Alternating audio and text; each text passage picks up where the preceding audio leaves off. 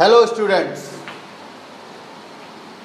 अभी तक हमने रियल नंबर्स में लगभग हमारा टॉपिक कंप्लीट हो चुका है। इससे रिलेटेड कुछ एग्जाम्पल्स आज करेंगे, उसके बाद ये टॉपिक हमारा ख़त्म हो जाएगा।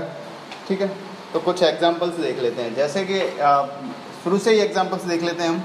Example √5 plus √3 is an irrational number. अगर इस तरह का क्वेश्चन आ जाएगा तो हम कैसे सॉल्व करेंगे। ठीक है, हमने पहले ही प्रूव कर दिया था कि √3 और √2 इरेशनल नंबर हैं।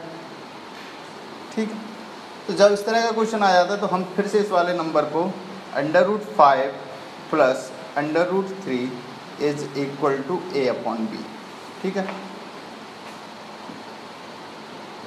मेथड वही रहेगा, contradiction method, and a and b are coprime. ठीक है, और ये हमने क्या मान लिया, लेट से इट्स अ रेशनल नंबर। ठीक है, ये हमारा क्या था, रेशनल नंबर। अब √5 इज इक्वल टू हम लिख सकते हैं a/b माइनस √3। दोनों तरफ स्क्वायर करेंगे, तो यहाँ पर आ जाएगा 5, यहाँ पर आ जाएगा आपका a²/b² प्लस √3 का होल स्क्वायर, ये आपका हो जाएगा 3 और minus 2 times √3 multiplied by a/b। ठीक है, ये 3 इस तरफ चला जाएगा तो ये क्या बचेगा 2। तो 2 is equal to a²/b² minus 2√3 a/b। अच्छा, अगर हम इसको इस तरफ ले जाएं और इसको इस तरफ लेके आएंगे तो हमारे पास क्या बचेगा, हमारे पास बचेगा 2√3 a/b is equal to a²/b² minus 2। LCM b² तो a² minus 2b² is equal to 2 times of √3 a। ठीक है, इस b से ये b² कैंसिल हो जाएगा, तो हमारे पास टोटल कैलकुलेशन के बाद बचेगा √3 is equal to a² minus 2 times of b² divided by 2b, और a भी आ जाएगा 2ab। ठीक, अब a और b हमारे क्या थे, कोप्राइम, और a और b कौन थे, belongs to integer where b is not equal to 0।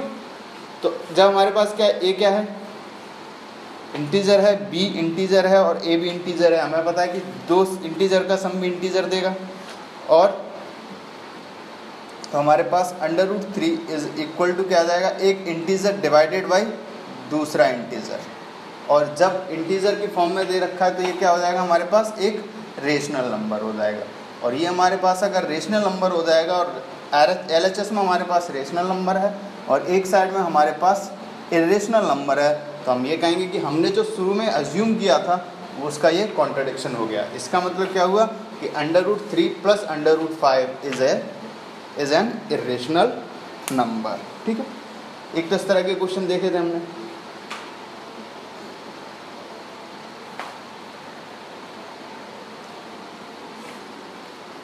इसी पर बेस्ड कुछ क्वेश्चन इस तरह से भी आ सकते हैं रियल नंबर में।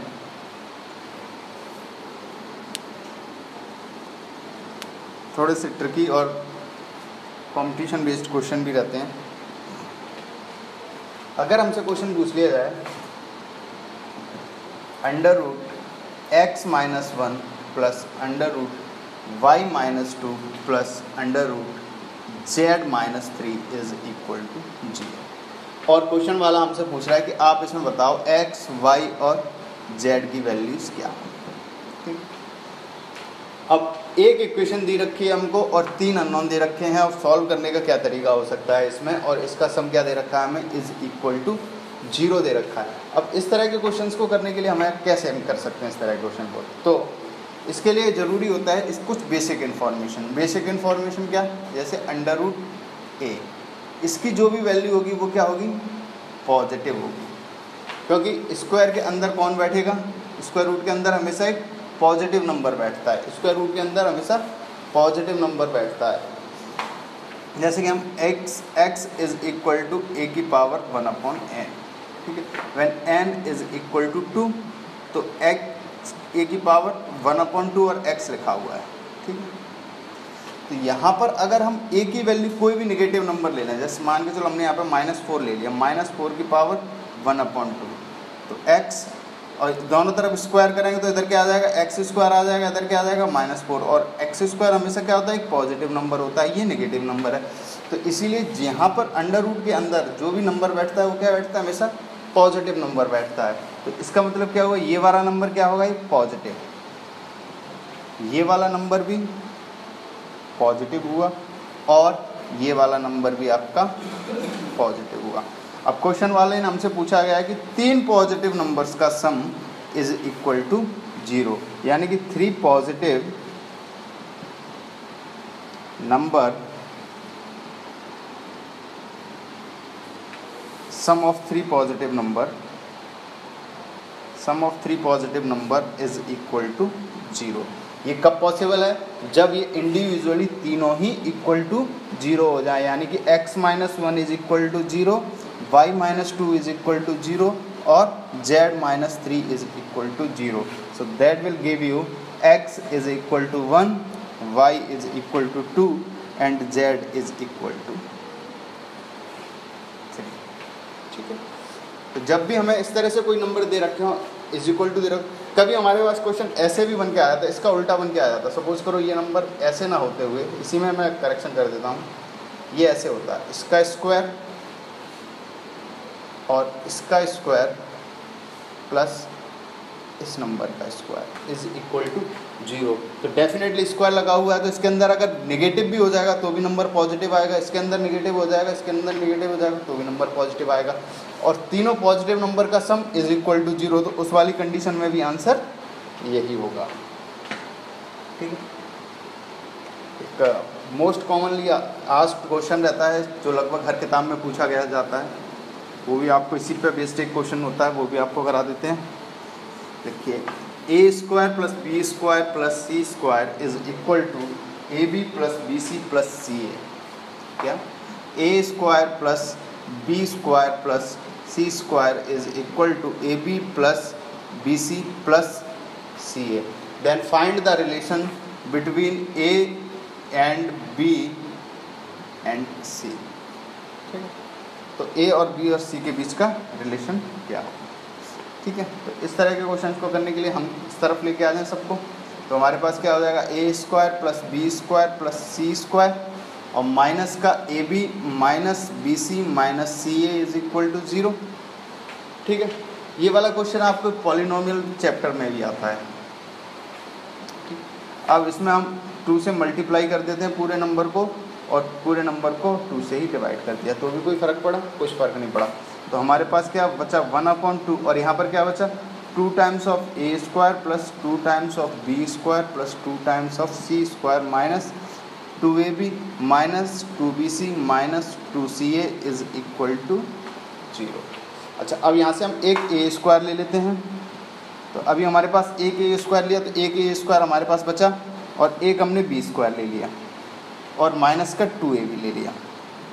ठीक है, तो अभी हमारे पास एक स्क्वायर बच रहा है और एक बी स्क्वायर बच रहा है। अब मैंने एक ए स्क्वायर लिख दिया तो हमारे पास 2a स्क्वायर बच गया और एक सी स्क्वायर यहाँ से कॉमन ले लिया, यहाँ से सी स्क्वायर ले लिया और माइनस का 2ac ले लिया।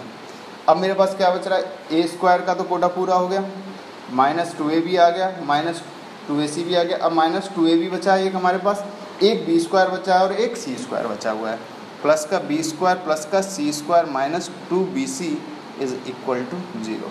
ये कुछ फॉर्मूले से बन रहे हैं। ठीक है, तो ये हो जाएगा हमारे पास 1/2 और ये क्या बचेगा हमारे पास a माइनस बी का whole square plus b minus C का whole square plus c minus A का whole square is equal to 0। 1/2 से उधर क्रॉस मल्टीप्लाई करेंगे तो हमारे पास क्या बचा कि फिर से 3 पॉजिटिव नंबर का sum is equal to 0। That means a is equal to b, b is equal to c and c is equal to a। यानी क्या, a is equal to b is equal to c। ठीक, तो इस तरह से इन तीनों के बीच का रिलेशन भी हमें मिल जाएगा। ठीक है,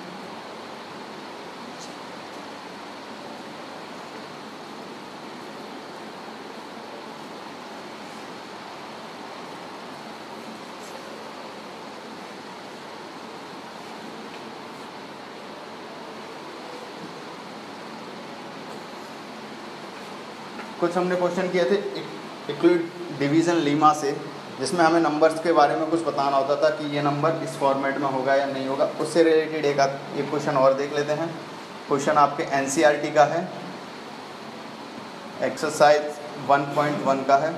ठीक है, इसमें लिखा हुआ है, उस क्वेश्चन में लिखा हुआ है कि prove that any cube of any number, cube of any positive integer is in form of 9m plus 1 और 9m plus 8 इस फॉर्मेट में ही होगा।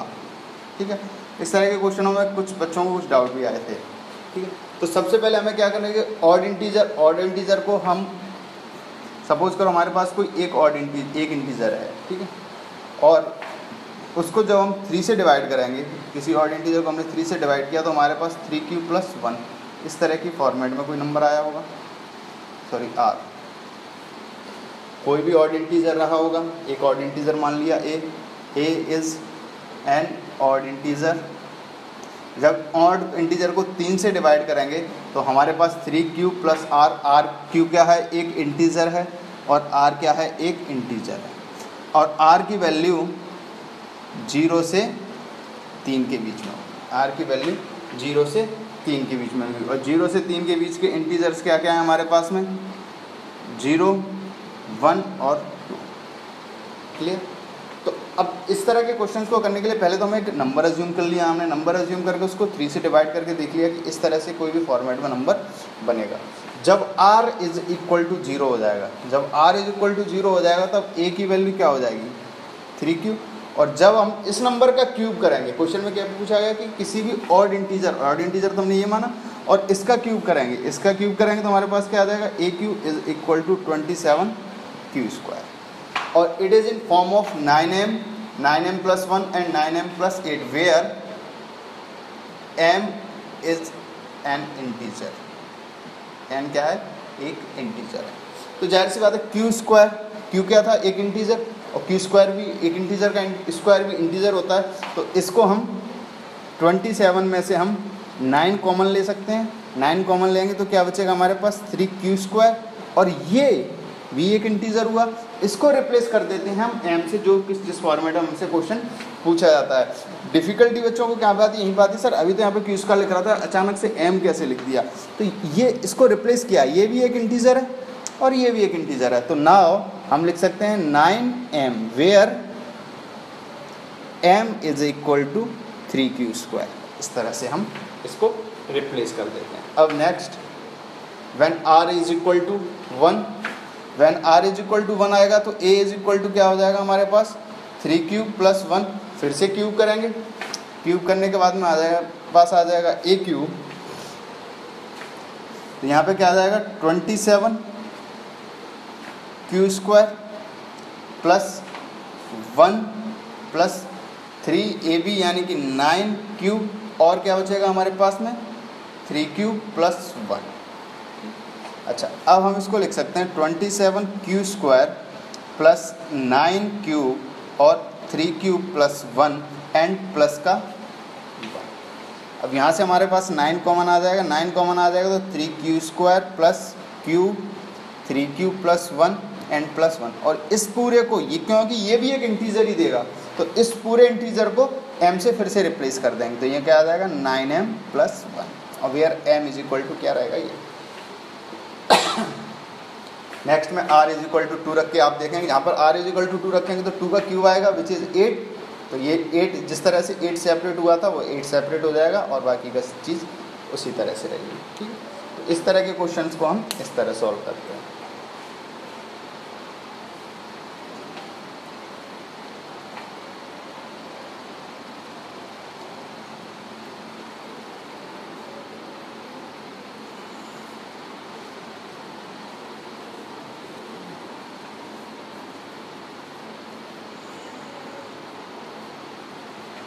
अब एक आपका एनसीईआरटी में क्वेश्चन है कि 6 to the power n can be end with 0. 6 to the power n, where n is an integer, can be end with 0. Can be end with 0 का मतलब क्या हुआ?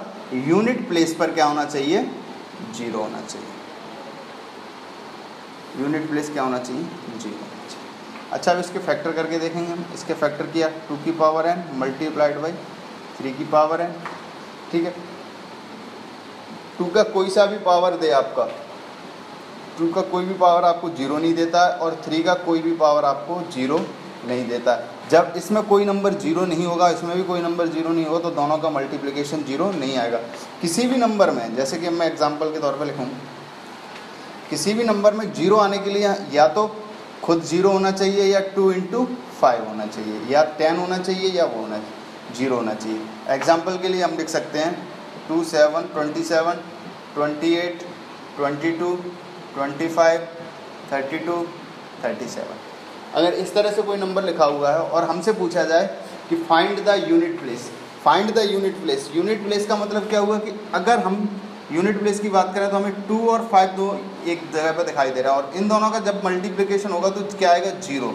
और जब भी किसी नंबर को अगर इस पूरे नंबर में मल्टीप्लाइड बाई 10 कर दिया जाए, इसको भी अभी थोड़ी देर के लिए हटा के यहाँ पे कोई नंबर अलग कर दूँ, मैं 7 कर दूँ, पूरे नंबर को मल्टीप्लाइड बाई 10 कर दें तो यूनिट प्लेस पे कौन बैठ जाएगा? 0 बैठ जाएगा, ठीक है। यूनिट प्लेस से रिलेटेड क्वेश्चंस काफ़ी बनते हैं, ठीक है। तो अभी हम इस पर थोड़ी सी और आगे चर्चा करते हैं। बियॉन्ड द एनसीईआरटी थोड़ी सी बात करते हैं यूनिट प्लेस, ठीक है। बात करते हैं हम यूनिट प्लेस की।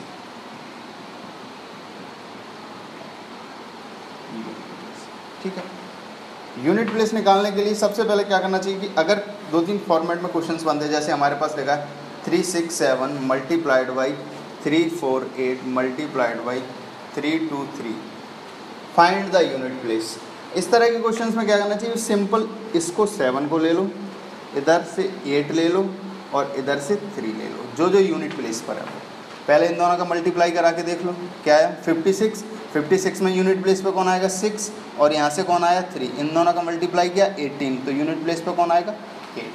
या आप ऐसे करके देख लो, इन दोनों का मल्टीप्लिकेशन 24, यूनिट प्लेस पे कौन है? 4 मल्टीप्लाइड बाई 7 यानी कि 28, यूनिट प्लेस पर कौन है? 8, ठीक है। इस तरह से यूनिट प्लेस की कैलकुलेशन कर लेते हैं। हमने एक एग्जाम्पल और देखा था, एक डीपी असाइनमेंट दिया था पहला, उसमें इसी तरह का क्वेश्चन था। अब इस तरह के क्वेश्चन को डायरेक्ट आपसे ये ना पूछते हुए क्वेश्चन वाला ये पूछ सकता है इसको कि इसमें अगर हम 10 से डिवाइड करेंगे, 10 से डिवाइड करने पर रिमाइंडर क्या आएगा? तो हमेशा 10 से डिवाइड करने के बाद रिमाइंडर पूछने का मतलब क्या हुआ कि वो आपसे इनडायरेक्टली यूनिट प्लेस ही पूछ रहा है। एग्जाम्पल के तौर पर 368 1023 मल्टीप्लाइड बाई 2789। अब आपसे पूछ रहा है कि आपको जब इसने 10 से डिवाइड करेंगे तो रिमाइंडर क्या आएगा? सिंपल यूनिट प्लेस निकाल लो, कितना? 24, 4 आएगा, और यहाँ से क्या आएगा? 9, क्या आएगा? 36, क्या आएगा? 6, 36 लिखते हैं। 36 का यूनिट प्लेस कौन? 6। तो जब हम इस पूरे नंबर को 10 से डिवाइड करेंगे तो हमारे पास जो बचेगा ना रिमाइंडर, वो क्या बचेगा? 6 बचेगा। क्या क्वेश्चन इतना ही आसान पूछा जाएगा? अगर आपसे यूनिट प्लेस का क्वेश्चन किसी कॉम्पिटिशन एग्जाम में पूछा जाएगा तो क्या वो इतना ही आसान पूछा जाएगा? बिल्कुल नहीं, ठीक है। यूनिट प्लेस की कैलकुलेशन कैसे करते हैं? ये तो सिंपल मल्टीप्लिकेशन से अगर हमें पता चल गया तो हमने कर लिया। अगर कोई नंबर हमें दिया गया है 3277 और इसकी पावर 32, बताओ अब यूनिट प्लेस क्या? इसको मैं इतनी बार लिखूं, फिर उसके 7 7 7 7 सबका मल्टीप्लिकेशन करते करते करते पूरा बोर्ड भर जाए, 2-4 पेज और लग जाए? इस तरह से करेंगे हम इस चीज़ को? नहीं। तो इसके कुछ सर्टेन ट्रिक्स होती हैं, सर्टेन मेथड होते हैं, वो करके देखिए। अगर कोई नंबर x है और इस x का, जैसे कोई नंबर यहाँ तक और यूनिट प्लेस पर 0 है, 1 है, 5 है और 6 है, केवल यूनिट प्लेस की बात कर रहा हूँ। बाकी यहाँ पर वो नंबर कितना भी बड़ा क्यों ना हो, और इसकी पावर कुछ भी हो, इसकी पावर कुछ भी हो, इसकी पावर n और n कोई भी नंबर हो, तो यूनिट प्लेस पर 0 के लिए 0, 1 के लिए 1, 5 के लिए 5 और 6 के लिए 6 आएगा, 6 के लिए 6 आएगा। ठीक है। अगर यूनिट प्लेस पर 4 हो, अगर यूनिट प्लेस पर 4 हो, इफ यूनिट प्लेस हैज़ 4 और इसकी पावर कोई नंबर है, इसके आगे भी कुछ लिखा होगा, और इसकी पावर कोई नंबर n है, तो n या तो इवन होगा या आपका n ऑड होगा।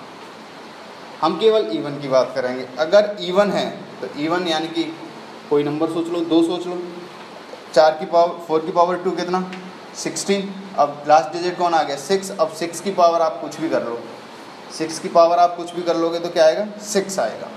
इवन होगा तो 2 से डिवाइड होगा, सपोज करो 4 की पावर हम 8 लिखते हैं, तो इसका मतलब क्या हुआ 4 की पावर 2 और 2 की पावर 4, इसकी पावर 4, तो ये कितना हो गया 16 की पावर कितनी होगी 4, और लास्ट डिजिट कौन हो गया 6 का यूनिट प्लेस हमेशा 6 ही रहेगा।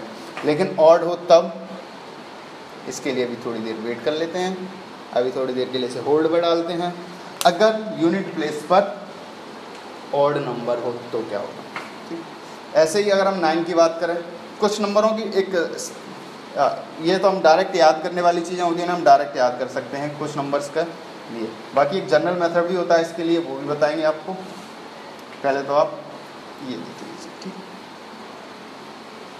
अगर नंबर एंड विथ 9 या यूनिट प्लेस पर 9 हो तो, इफ नंबर एंड विथ 9 और यूनिट प्लेस पर 9 हो तो, सपोज करो यूनिट प्लेस पर 9 है, कोई नंबर लिखा हुआ है हमारा, यूनिट प्लेस पर 9 है, तो एन या तो आपका क्या होगा ऑड होगा या आपका इवन होगा। अच्छा, इवन होगा तो 2 से डिवाइड हो रहा होगा, वो 2 से डिवाइड हो रहा होगा तो हमारे पास क्या आ जाएगा 9 की पावर 2 यानी कि क्या आ जाएगा 81, और यूनिट प्लेस पे क्या आ जाएगा 1 आ गया, तो हमारे पास में फिर 1 ही बना रहेगा, यूनिट प्लेस पर फिर हमारे पास 1 ही बना रहेगा। ठीक है, चलिए। और अगर ऑड हो तो, ऑड की कहानी तो देखते हैं क्या होता है फिर। अब ज़रूरी नहीं है कि इस तरह से क्या हम इसी तरह से करते रहेंगे क्या। अगर कोई जनरल नंबर दे रखा हो, और भी तो नंबर होते हैं जो 3 से एंड हो, 7 से एंड हो, 8 से एंड हो, इस तरह के नंबर्स का क्या करेंगे। तो सबसे पहले हमारे पास कोई एक नंबर है x और x की पावर है n, x की पावर है n। ठीक है, क्लियर, x की पावर n है x। अच्छा, नंबर हम लिख देते हैं x y z, ये इसका नंबर है लास्ट। ठीक, तो n क्या है हमारे पास कोई नंबर है। अब n को हम 4 से डिवाइड करेंगे, n को किससे डिवाइड करेंगे 4 से। जब हम n को 4 से डिवाइड करेंगे तो हमारा जो डिवीज़न लेमा होता है वो n इज इक्वल टू क्या आ जाएगा 4 प्लस r, और r इज इक्वल टू 0 होगा, 1 होगा, 2 होगा या 3 होगा। 4 तो नहीं सकता, 4 होने पर तो एक बार और बढ़ जाएगा आगे। ठीक है, तो रिमाइंडर कितने होंगे हमारे पास 4 होंगे। अगर रिमाइंडर 1 हो तो ये z जो यूनिट प्लेस पर बैठा हुआ है यानी कि यूनिट डिजिट की पावर 1। अगर रिमाइंडर 2 हो तब यूनिट डिजिट की पावर 2, और रिमाइंडर 3 हो तो यूनिट डिजिट की पावर 3, और रिमाइंडर 0 हो तो यूनिट डिजिट की पावर 4। आगे समझ में? इस तरह से हम इस क्वेश्चंस को निकालते हैं, यूनिट डिजिट निकाल देते हैं। चलिए एक एग्जांपल देखते हैं, शायद अभी समझ में ना आया हो। एग्जांपल के तौर पर 687 की पावर 10 31। तो हमें यूनिट प्लेस पे निकालना है, हमें पूरे नंबर को डिवाइड करना है। अच्छा 4 की खासियत क्या होती है कि 4 को पूरे नंबर से डिवाइड ना करते हुए आखिरी के 2 डिजिट को डिवाइड कर दो बस। आखिरी के 2 डिजिट को डिवाइड करोगे तो जो रिमाइंडर होगा ना वही पूरे नंबर को डिवाइड करने पर रिमाइंडर आता है। तो 31 डिवाइडेड बाई 4 7 टाइम्स 28 3, रिमाइंडर कितना बचा 3। तो यूनिट डिजिट कौन है 7, 7 की पावर 3 यानी कितना 7 इंटू 7 इंटू 7, 7 इंटू 7 9, 9 इंटू 7 कितना, अच्छा 7 इंटू 7 9 मतलब क्या लगा 49, लेकिन हमें तो यूनिट प्लेस से मतलब है तो आगे के डिजिट से क्या लेना देना हमें। 9 इंटू 7 63, 63 का कौन सा आ जाएगा 3, तो यूनिट प्लेस पर कौन आ जाएगा 3 आ जाएगा आपको। इस तरह से हम यूनिट प्लेस की कैलकुलेशन कर लेते हैं, याद रहेगा आप लोगों को। जनरल मेथड क्या है कि जो भी नंबर है ये सब पर एप्लीकेबल है, ये 1 2 3 अगर आप सब कुछ भूल भी जाओ ना तो इसको याद रखो, ये सब के लिए वैलिड है, ठीक है। बाकी का हम थोड़ा सा कैलकुलेशन हमें बार बार नहीं डिवाइड करना पड़ेगा, इसके लिए हम वो सारी चीज़ें याद कर लेते हैं। चलिए एक क्वेश्चन देखते हैं।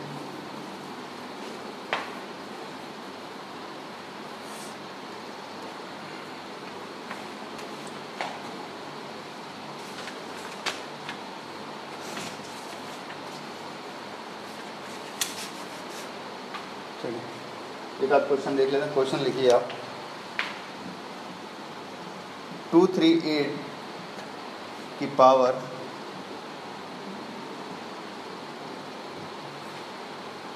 276, ठीक है।